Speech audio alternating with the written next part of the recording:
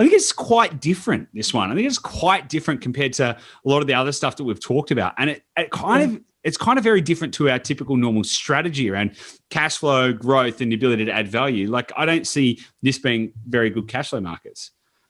I think it's a really important piece to add into all of this conversation because, as you said, like so many of the strategies that we talk about, or even that you hear about online, or people get attracted to the sexy tactics of like, you know, the hotspot, like how do I find the information and the data and the indicators of where to look and where to buy next and where's going to boom next and all of that.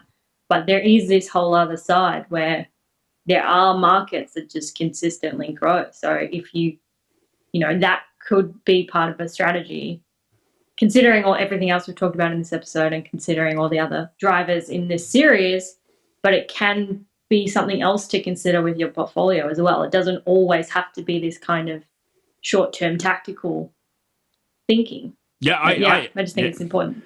I wholeheartely agree, and I think that there was a Japanese swordsman. You know this story quite well, Gabby.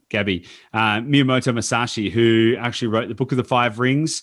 He was very famous. He's the world's greatest samurai, right? He was in 64 battles to the death and won every single one. He's the greatest Japanese swordsman who ever lived. And there's this whole like amazing story around him. Now he always carried two swords.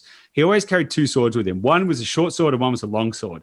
And so that when he was fighting people outside, he would draw out the long sword and he would battle with that. And when he was inside, he'd draw out the short sword. So he always had two swords. And this was a really interesting characteristic around Miyamoto Musashi. Now, he died of old age. He never died in battle, and he became, this really great, wise leader in the whole samurai community. But the point of the matter is, he always fought with both swords at hand. So he always thought, what are the short term and what are the long-term implications? How do I need to prepare for different environments and different situations? And this is the same thing that we're kind of talking about here. You and I talk about this kind of stuff in business a lot. We'll often talk about short sword and long sword strategies. Like, okay, what's the thing that we need to do now to give us the result now that we want? Short sword. And also, what are we going to do to give us what we need later? And that's long sword. And this is the same kind of thing that we can apply when thinking about this and where it fits into the property portfolio.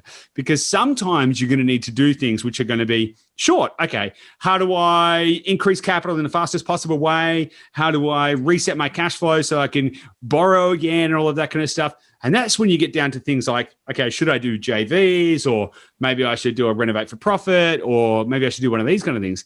And then you've got long sword strategies, which are do nothing.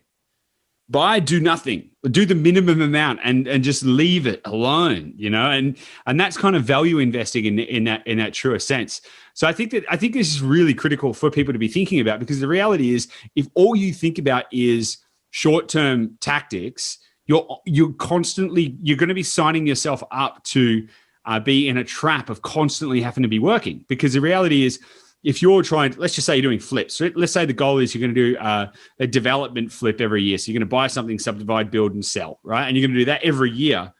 Until when? Because if if the goal is do that for the next 20 years, you've created yourself a pretty hefty job. But the reality is, if you're doing, a development flip, you buy, subdivide, build, sell the whole lot, and then you're converting that into other assets. And some of those are short term, so you can continue to keep your capital coming in the short term, and some of them are long term. I think that could be a really wise way to be thinking about your portfolio.